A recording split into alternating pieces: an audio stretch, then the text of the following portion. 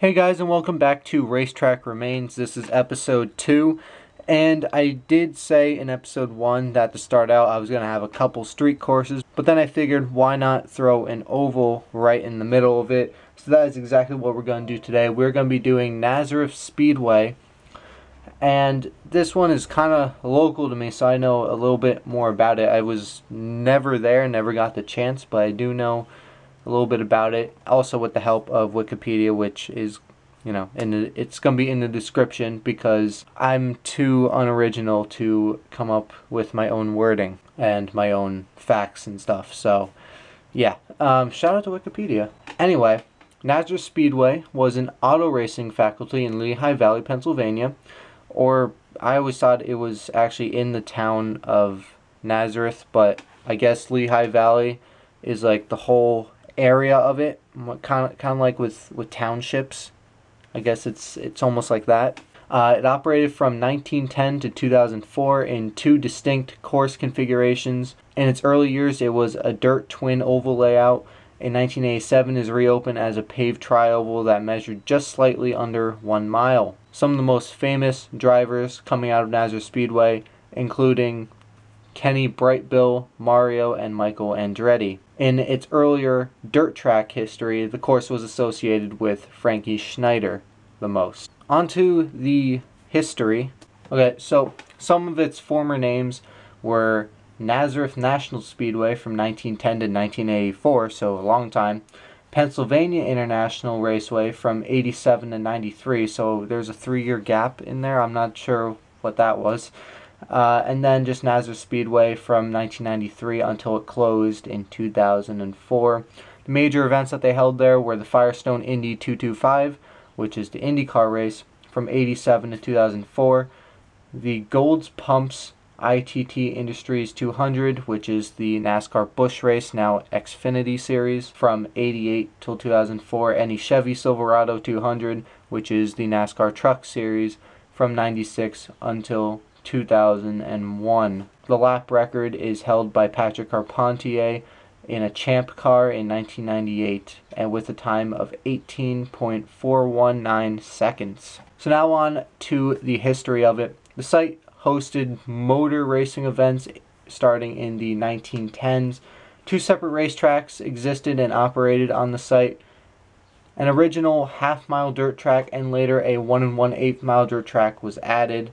In 1987, Penske took over ownership of the track, so he made the now famous paved oval, which replaced the 2 smaller dirt tracks that were there, and the smaller half-mile track was completely demolished and is now a grocery store. Used to be something else, now it is a Giant, which I do know where it is. I have passed by that. Big Track was opened in April 1966 as a 5-turn, 1.125 mile dirt track named Nazareth National Speedway. So 5 turns in a dirt track, kind of different. The track featured modified races. Frankie Schneider had a clean sweep at the event. He had the fastest qualifying time, won his heat race, and won the feature event, which turned out to be the only event in the track that season anyway. The track did hold 9 events in 1967, which is the most that they've ever had in a year, and Schneider did win 5 of those events. In 1968, the track held 5 modified events, and Schneider won 3 of them. Al Tasnadi started near last in August 24th, 1968 modified event, and ended up winning the race by lapping all the drivers except Schneider. The Usac Dirt Champ cars raced at the track on July 13th, 1968. Race was won by Al Unser, who beat local driver Mario Andretti. Mario Andretti did win the Usac Dirt Car Champ race the following year in 1969, and Rags Carter won 4 consecutive races that year as well. Frankie Schneider won 11 races total at the track, which is by far the most. The faculty was taken over by Lindy Vicari in 1982. Vicari knocked down 11 years of growth and shortened the bigger track to 1 mile dirt oval. When Vicari took over the old 1 1/8 mile Nazareth National Motor Speedway in 1981, it had been closed for about 10 years, almost a decade, and he refurbished it and shortened the layout to 1 mile. His idea was to host a series of high-paying special events for Usac's championship dirt cars and the modifieds and the races that he staged there drew big crowds, big fields, and much acclaim. On October 9th, 1983, Bright Bill's $50,000 victory in a 125-mile modified event was the last race that was run under Vicari's direction. It's a side fact that Wikipedia put on here. Not my fact. So now we're going to move on to the paved track. Faculty and a large amount of property behind it was purchased by Roger Penske in 1986. He built a new track on the footprint of the old 1 1/8 mile dirt track. At the same time, he sold the section of the property that held the old half-mile track to the owners of Lanico, former grocery store chain, which, as I mentioned, is now the Giant store. Lanico built a new store on the site of the original track, which is now, okay, I already said that, is now home to a Giant grocery store. Okay. Some have disputed the location of the first track, but historical aerials have made the location clear. Penske's new track opened as Pennsylvania International Raceway in the fall of 1987. It was paved in asphalt and had very modest banking. The elevation change during the lap was significant, as the backstretch ran steeply downhill for a drop of about 30 feet. The remainder of the track trekked mostly uphill. It was the first racing oval to feature a warm-up lane to enter and exit the pits, designed in part by Rick Mears. In 1993, the track was renamed Nazareth Speedway. In 1997, the faculty underwent improvements, including a new retaining wall, catch fence, and new grandstands. Although the Nazareth Speedway hosted rather successful Busch Series and kart events, new owner ISC, which I don't remember off the top of my head, but isn't ISC the one that owns the new video boards at the tracks now? I don't remember. Or maybe I'm just thinking of the company that owns all the tracks as a whole. I don't remember. But anyway, the new owner ISC closed the faculty in late 2004. The races were replaced with events at Watkins Glen, another track by ISC. The track is still up for sale and could be resurrected if a strong buyer is found, but unfortunately it doesn't look likely that will happen. Some ideas for the track's future include multi-purpose indoor arenas or just a housing development. In May 2007, the grandstand signage and all visible structures at the racetrack had been removed.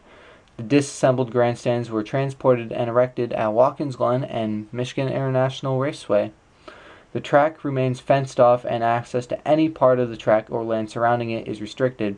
The site of the former speedway is located on Route 248, which lies in eastern Pennsylvania's Lehigh Valley area. So, historical Google Earth imagery, which we will get to later, I will show this since it is mentioned here. Imagery shows that in May 2008, large piles of earth were erected at various points around the track to prevent the use of the racing surface.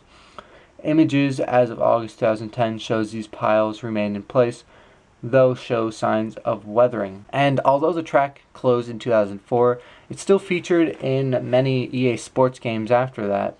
Weirdly enough, it was never featured in a game when it was open, but in later games it actually was, including NASCAR Sim Racing, NASCAR 2005 Chase for the Cup, NASCAR 06 Total Team Control, NASCAR 07, NASCAR 08 for the PS2, and NASCAR 09 for the PS2, which were all based on the years 2004, 5, 6, 7, and 8, respectively. So here's where the weird part of it comes out. They could never really figure out the actual official length of it. It always varied, which is why at the beginning it said that it was just under a mile, because that's what eventually they kind of came out to, but it's still debated. So the paved track opened in 87, as we know, and it closely resembled the 1.125 mile dirt track layout. However, the length was shortened and the turns were reconfigured to widen the radii. Though advertised as a 1 mile tri-oval, it actually measured less than 1 mile in length. The banking varied between 2.7 and 6 degrees. The back straight was 1,200 feet and main straight was 800 feet. Participants were known to exploit the inaccurate measurement for fuel strategy, knowing that they were running a shorter distance than officially advertised. In 97, for fairness and accuracy, the track measured by CART sanctioning body, and it was advertised as a .946 miles in length. The race, which had been 200 laps, was then increased to 225 laps for time value purposes. The length was used between 97 and the last kart race, which was held there, which was 2001. When the Indy Racing League came there, IRL, in 2002, 2003, 2004, the advertised length was 0.935 miles for the timing and scoring. However, despite all these different measurements, NASCAR always advertised it as 1 mile until its closing. I'm pretty sure even in the games they still advertise it as 1 mile. So I just thought that was really interesting. So some of the famous drivers that have won here are, or maybe not famous drivers, maybe you don't know them, but some people obviously do, no matter who they are. But in IROC, the only winner was 1989 Danny Sullivan.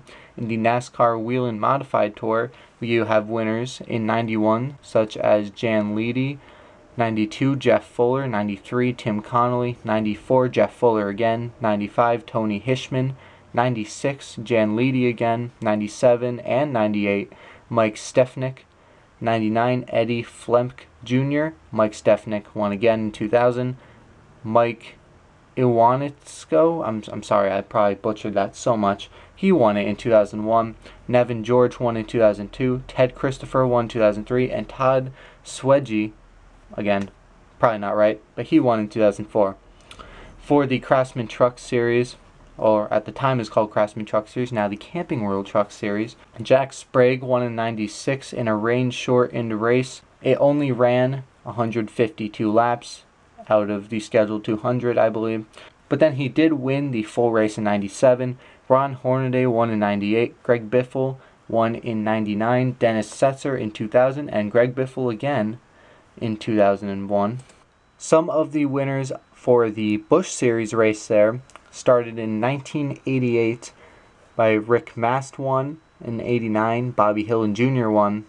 Jimmy Hensley won in 90. Chuck Bown won in 91. Todd Bodine won in 92.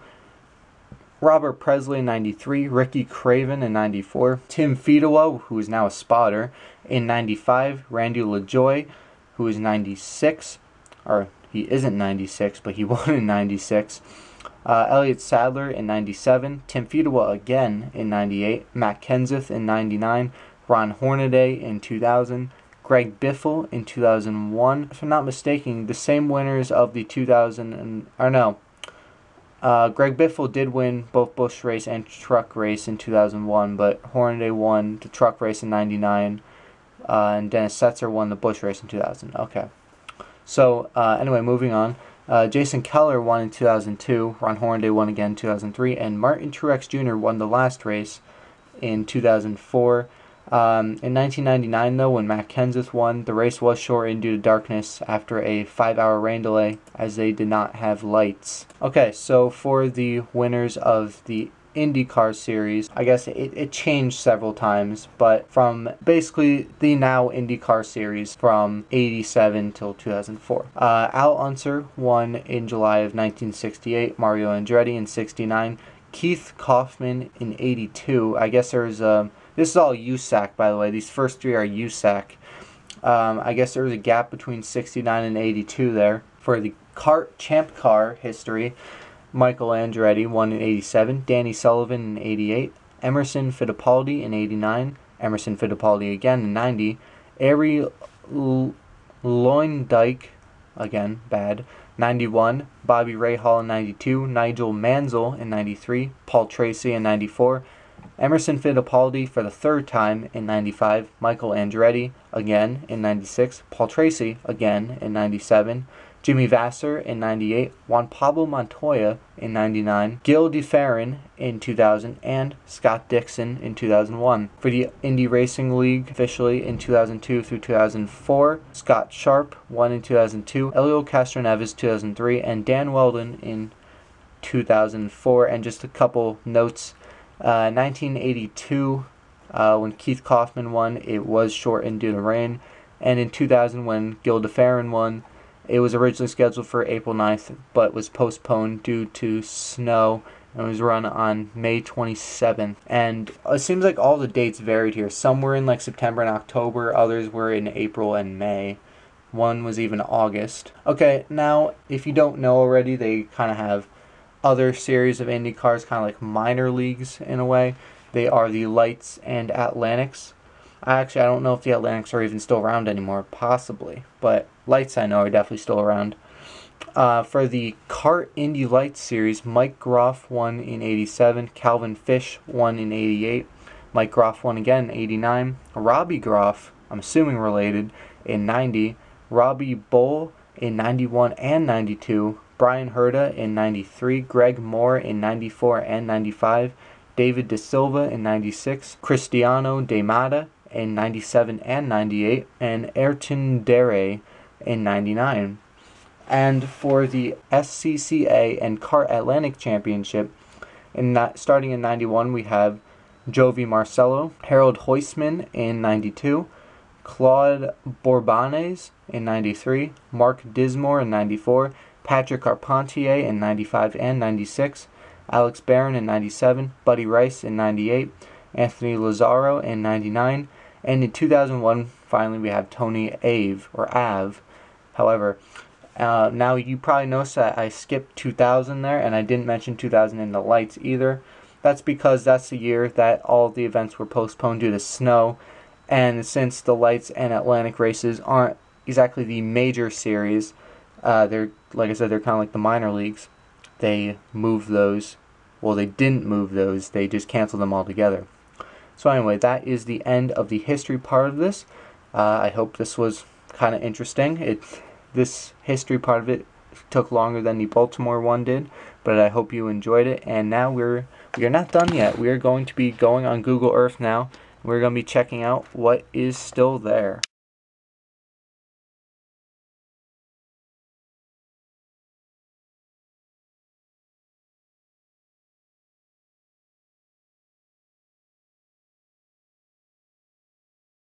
Okay, so now we are on Google Earth. As you can see, actually, let me search this again, just so it's really simple for everyone. So, this is the screen you get just when you look up Nazareth, Pennsylvania, and from there, the track is fairly simple to find. You go down here, and it's right here. As you can see, there's still some buildings. Now, I am eventually going to go back in time and show you guys a little bit. And the reason why, I just want to point this out real quick, the reason why I didn't go back in time that much, I mean I did a little bit for the Baltimore Grand Prix, is because before 2011 all it is streets and it's not really that exciting. They didn't obviously do anything to it before 2011, so there was really no point in looking at it. And also, I did technically go back the furthest to when there was actually something there. I think it was like 2013 or 2014 or something like that. It was a blurry image, but that was technically the oldest you could get without going before the race. Because there was one from 2011, but it was like early 2011. There was nothing there. So anyway, back onto this. As you can see, Victory Lane is still here in Nazareth. These images were taken April 17th of last year, 2016. I guess this is like the main building where they held like drivers meetings and stuff. Not entirely sure what that is. You see parking spaces are still here. They're fading, but they're here. Another building. What else is here? You have the medical center and a helipad that are still here. There's two H's. I guess the helipad moved over time for some reason. But as you can see, the grandstands, the ones that are now in Watkins Glen in Michigan, are now obviously removed. There's some more buildings outside here that are, still there.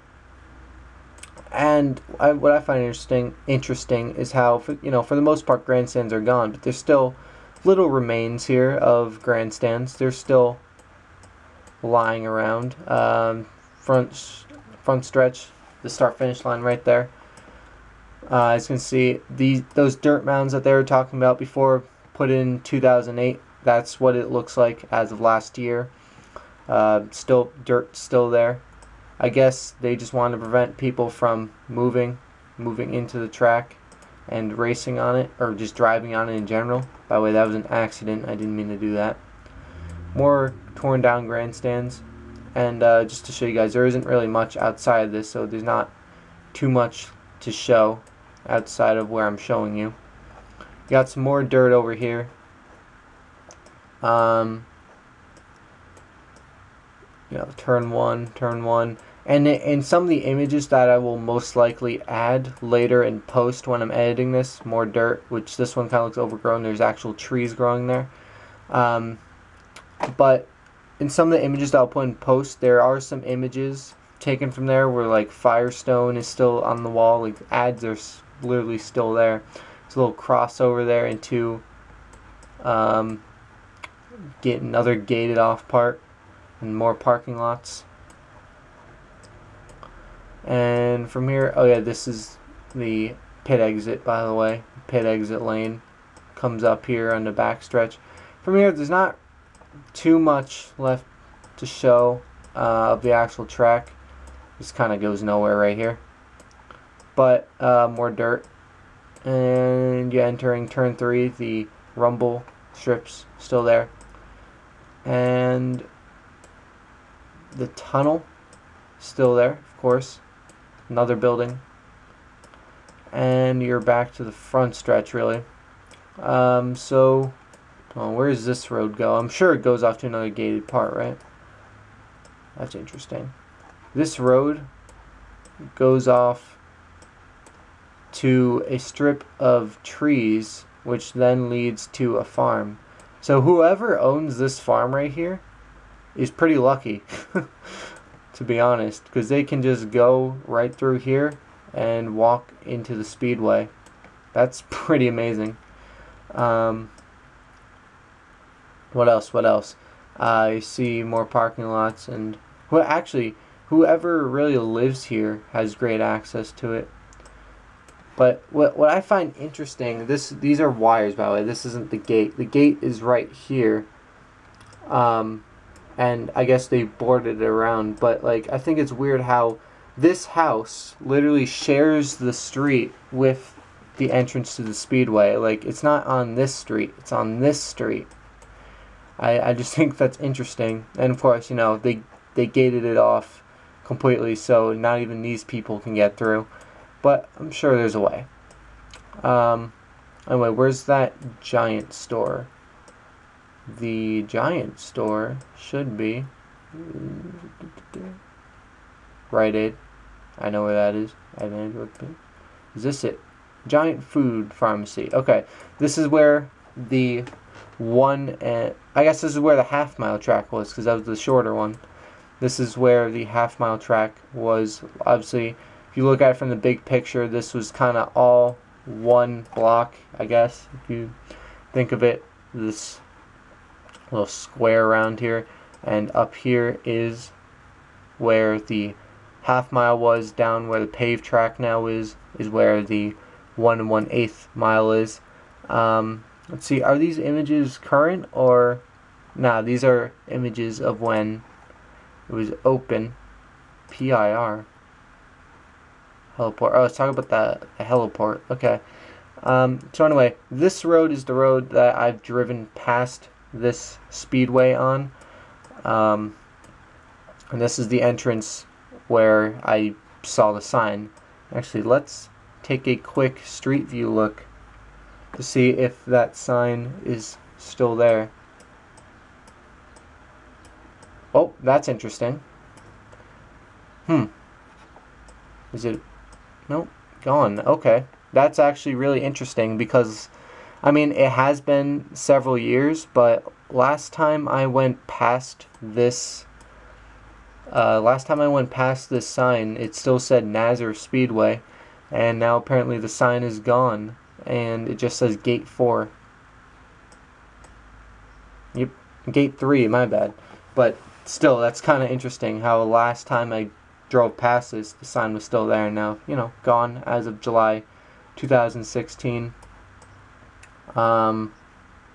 Can't see much of the track from here. There's not really good street view where you can actually see the track too much. I'm assuming there's no street view in the track, right?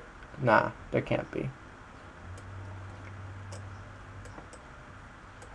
Because there's no way that they would even let Google in, right? Nah. Okay, not possible. What about this side of the gate?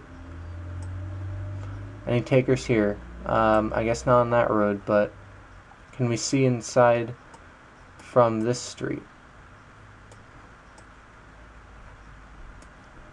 There's that house over there beyond those trees. This is gate 1, actually. It's in the middle of a neighborhood. That's weird. But that's gate 1. And I mean, you can kind of not really see much, but you can try. And what else?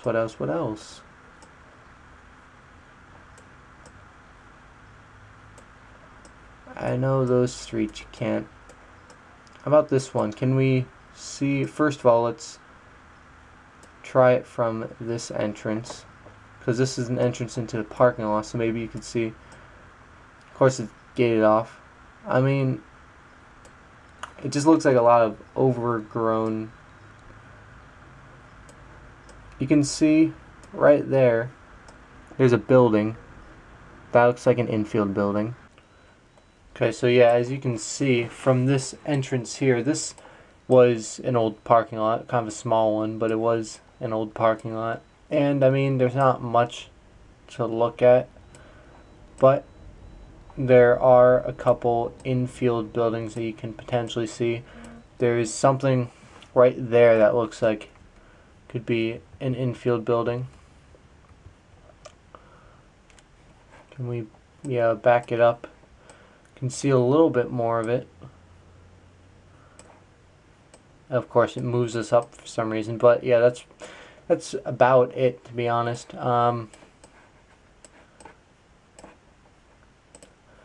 And honestly, I already checked the rest of this. There's not much, although you get extremely close to the track right here. There's really not that much to see. Like, you don't, from the street, you can't entirely see anything.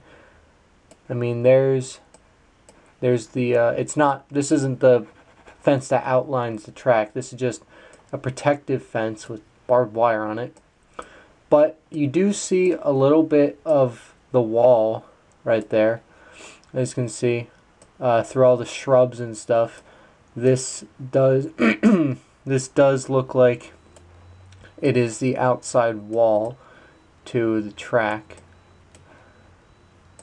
but this is honestly about as close as you're gonna get. I think that's pretty much all the street view that we're gonna have. That's not gonna happen. I already tried that. Okay, so we're gonna zoom out a little and we're gonna go back in time. We're gonna start with as far back as we can. 1992. The track was still open on March 28th. It looks like there's actually an event going on. It looks like there's some stuff parked there. So the grandstands, it was open, it was there.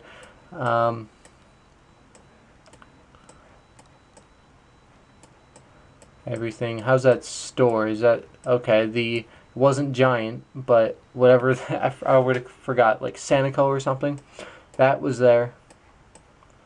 And honestly, it pretty much looks the same. Like, it hasn't changed, besides the fact that it looks more pristine. The bridge, there's a bridge there. But yeah, all the buildings, they're still there today. That's what you're going to see here, the helipad. But yeah, honestly, it's not that much different. It's weird, but... And 93, apparently absolutely nothing changed. 99... Get a little bit clearer image. As you can see, the grandstands kind of changed a little bit. They have a pattern a little bit, and they stretch out more this way, and it looks like they added more that way. And no event going on. Actually, there's a couple parked there, but there's even some grandstands over here that I didn't even know about in what would this be, turn 2, I guess, technically. I actually didn't even know about those grandstands, but yeah, that's there. Have an E carved into the field for some reason. And yeah, other than that, it's, you know, once again, it's just pretty much the same. Let's go to 2005. At this point, the track had been closed for about a year. This is March 31st of that year. It's actually a pretty clear image for 2005. And, you know, part of the grandstands are still there. But as you can see, they started the process of tearing them down over here. About these these grandstands are also gone. Actually, they must have taken them down in some point before the track closed, because look, these are parking spaces now.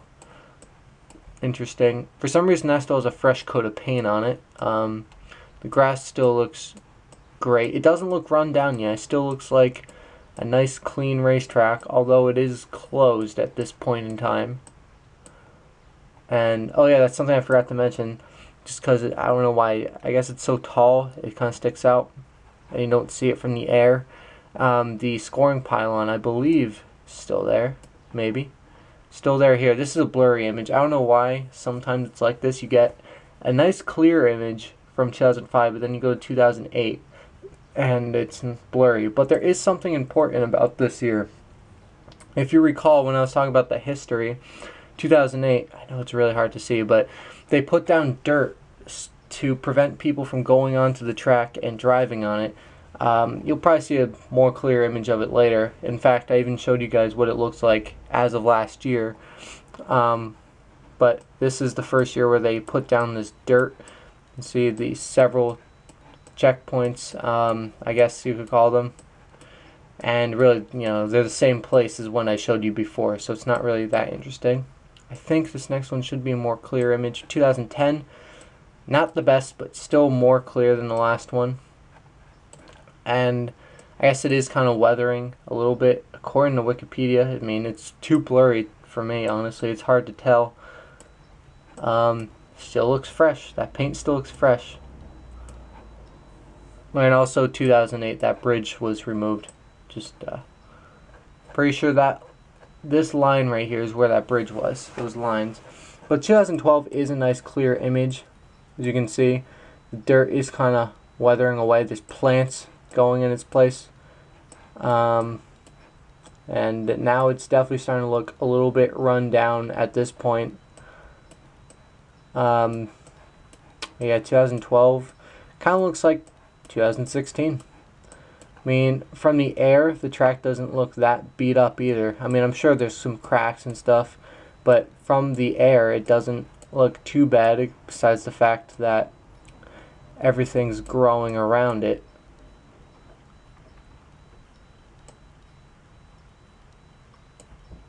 So now we're up to 2014. We're starting to see some cracks in the infield, at least, in the parking lots. That's starting to look a little, it still looks weirdly fresh, but it's a little less fresh. Victory Lane. Never did a good zoom up, close up of it. Oh, that's not what I wanted.